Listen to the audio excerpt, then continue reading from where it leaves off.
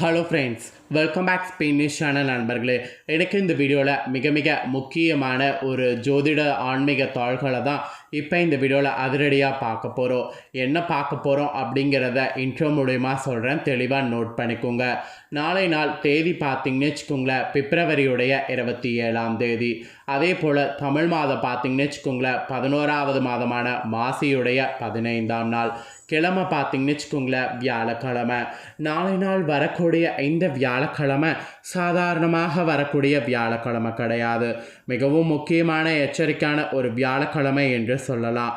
அப்படி என்ன முக்கியமான எச்சரிக்கையான வியாழக்கிழமை அப்படின்னு கேட்குறீங்களா? நாளைய வியாழக்கிழமை பார்த்திங்கன்னு வச்சுக்கோங்களேன், அமாவாசையானது வருது.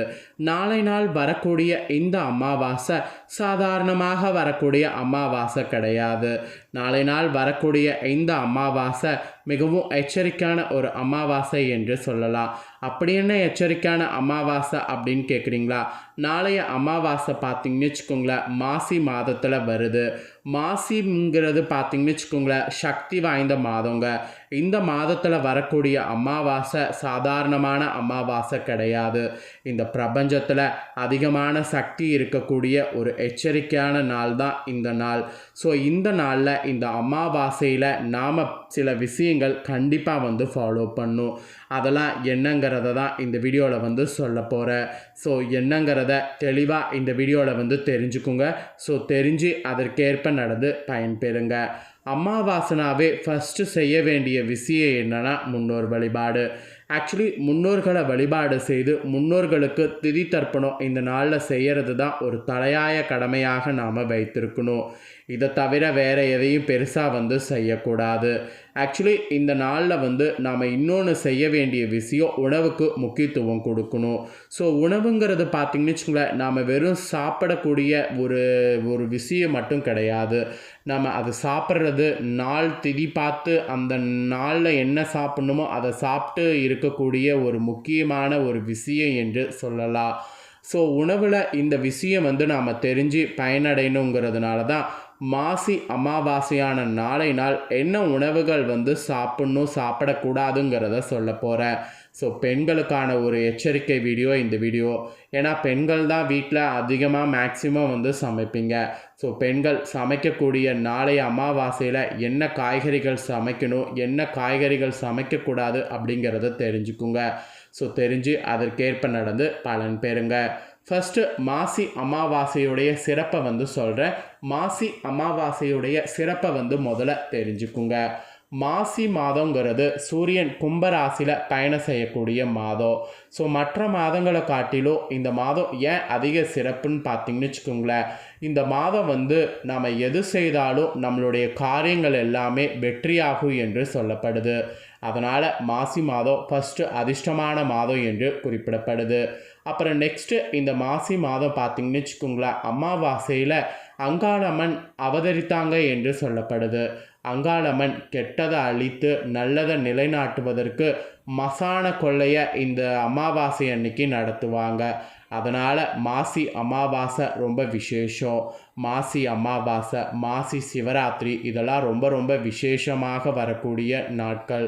இந்த மாசி அதனாலேயே பார்த்திங்கன்னு வச்சுக்கோங்களேன், ரொம்ப சக்தி வாய்ந்ததாக சொல்லப்படுது.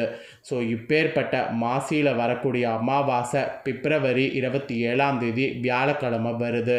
கரெக்டாக வியாழக்கிழமை குருவுடைய அம்சம் பொருந்திய நாள். ஸோ வரக்கூடிய அமாவாசை இந்த டைம் குரு அமாவாசையாக வந்திருக்கு. ஸோ அதனால் அமாவாசையில் கண்டிப்பாக நாம் சில விஷயங்கள் உணவுகளுக்காக நாம் ஃபாலோ பண்ணணும். ஸோ அதில் எந்தெந்த உணவுகள் நாளை நாள் சாப்பிடக்கூடாது, என்ன உணவுகளை எடுத்துக்கணும் அப்படிங்கிறத தான் டீப்பாக இந்த வீடியோவில் எக்ஸ்பிளைன் பண்ண போகிறேன். ஸோ இவ்வளோ நேரம் மாசி அமாவாசையுடைய சிறப்பை பொறுப்பாக தெரிஞ்சுக்கிட்டு இருப்பீங்க. இப்போ நெக்ஸ்ட்டு இந்த அமாவாசையில் என்ன சமைக்கக்கூடாதுங்கிறத தெரிஞ்சுக்குங்க. முன்னோர்கள் வழிபாடு நீங்கள் செய்தாலும் செய்யாமல் இருந்தாலும் உணவு விஷயத்துலையாவது நான் சொல்வதை ஃபாலோ பண்ணுங்கள். முன்னோர் வழிபாடெல்லாம் செய்யாமல் இருந்தீங்கன்னா அது ரொம்ப பாவம். அது பின்னாடி உங்களுக்கு பெரிய லெவலில் பிரச்சனை ஏற்படுத்தும். அதனால் முன்னோர் வழிபாடு செய்கிறது ஃபஸ்ட்டு ரொம்ப முக்கியம். அதை செய்யாமல் மட்டும் இருக்காதீங்க. உங்களுக்கு எவ்வளவு கஷ்டம் இருந்தாலும் உங்கள் கஷ்டம் தீர்வதற்கு ஃபஸ்ட்டு முன்னோர் வழிபாடு செய்யுங்க. அப்போ தான் முன்னோர்கள் உங்களுக்கு நல்ல துணையாக இருப்பாங்க. குலதெய்வத்திட்டிருந்து உங்களுக்கான அருளை அவங்களே மன்றாடி பெற்று தருவாங்க. அதனால் முன்னோரை ஃபஸ்ட்டு வழிபாடு செய்யாமல் இருக்காதீங்க.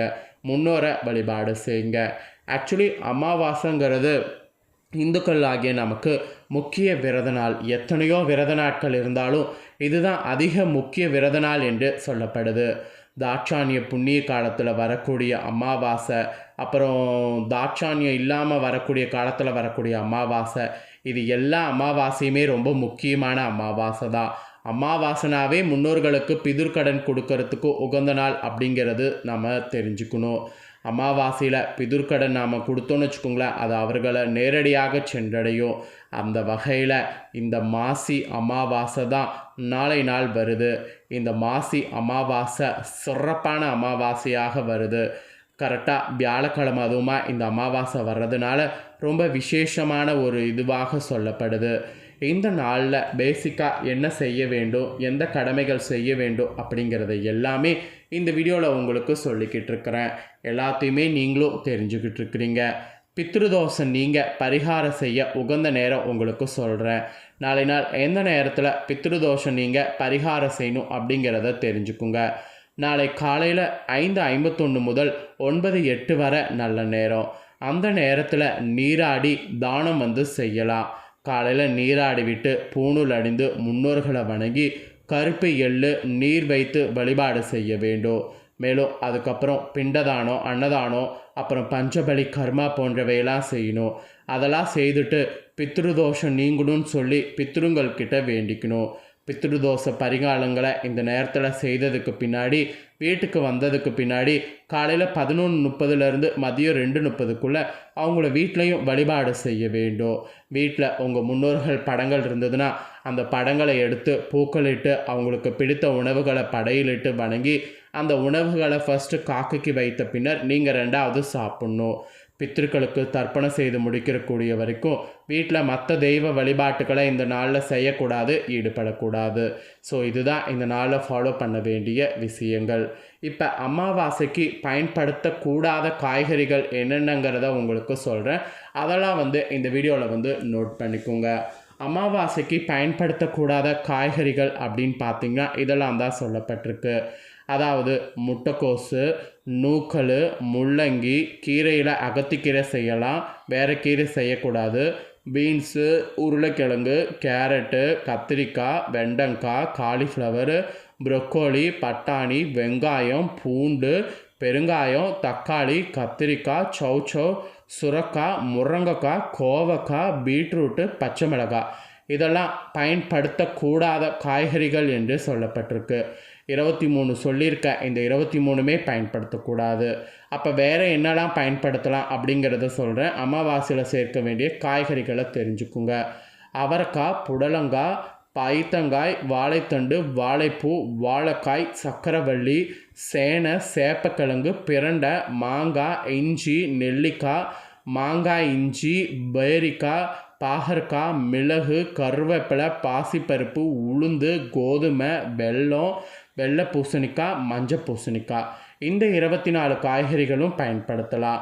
இந்த 24 பயன்படுத்தி சமைக்கலாம், அந்த 23 பயன்படுத்தி சமைக்கக்கூடாது. அப்புறம் இந்த நாளில் தானங்கிறது ரொம்ப சிறப்பு வாய்ந்த ஒரு விஷயம். அது என்னென்ன செய்யலாம்னா அன்னதானம் செய்யலாம், உப்பு தானம் செய்யலாம், கோதானம் செய்யலாம், ஆடை தானம் செய்யலாம், நெய் தானம் செய்யலாம். இதெல்லாம் செய்ய வேண்டிய தானம். இதெல்லாம் செய்தால் தான் இந்த தானத்துக்கு உண்டான பலன் நீங்கள் பெற முடியும். ஸோ என்ன சமைக்கணும், என்ன சமைக்கக்கூடாது அப்படிங்கிறத எல்லாமே தெளிவாக இந்த வீடியோவில் பார்த்துட்டோம். ஸோ பார்த்ததை தெளிவாக அனைவரும் தெரிஞ்சிருப்பீங்க. ஸோ தெரிஞ்சதுக்கேற்ப நடந்து பயன்பெறுங்க. இந்த அமாவாசை பலனை நீங்கள் அடையிறது மட்டும் இல்லாமல் உங்கள் ஃப்ரெண்ட்ஸ் ஃபேமிலியில் இருக்கவங்களும் அடையணும்னு நினச்சிங்கன்னா வீடியோ லைக் பண்ணி ஷேர் பண்ணுங்கள். வீடியோவை உங்கள் ஃப்ரெண்ட்ஸ் ஃபேமிலியில் இருக்கிறவங்களும் பார்க்கட்டும். அவங்களும் இந்த அமாவாசையில் என்ன சமைக்கணும், என்ன சமைக்கக்கூடாது அப்படிங்கிறது எல்லாமே இந்த வீடியோவில் தெரிஞ்சுக்கிட்டோம். ஸோ தெரிஞ்சு இதற்கேற்ப நடந்து பயனடையட்டும். ஸோ கண்டிப்பாக வீடியோ லைக் பண்ணி ஷேர் பண்ணுங்கள். உங்கள் ஃப்ரெண்ட்ஸ் ஃபேமிலியில் இருக்கிறவங்களும் பார்த்து பலனடையட்டும். நெக்ஸ்ட்டு நம்ம சேனலில் போடக்கூடிய அப்டேட்டான எல்லா தாள்களையுமே நீங்கள் உடனுக்குடனே தெரிந்து கொள்ளணும்னு நினச்சிங்கன்னா இது வரைக்கும் நம்ம சேனலை சப்ஸ்கிரைப் பண்ணாமல் இருந்தீங்கன்னா சப்ஸ்கிரைப் பண்ணி பெல் பண்ண ப்ரெஸ் பண்ணுங்கள்.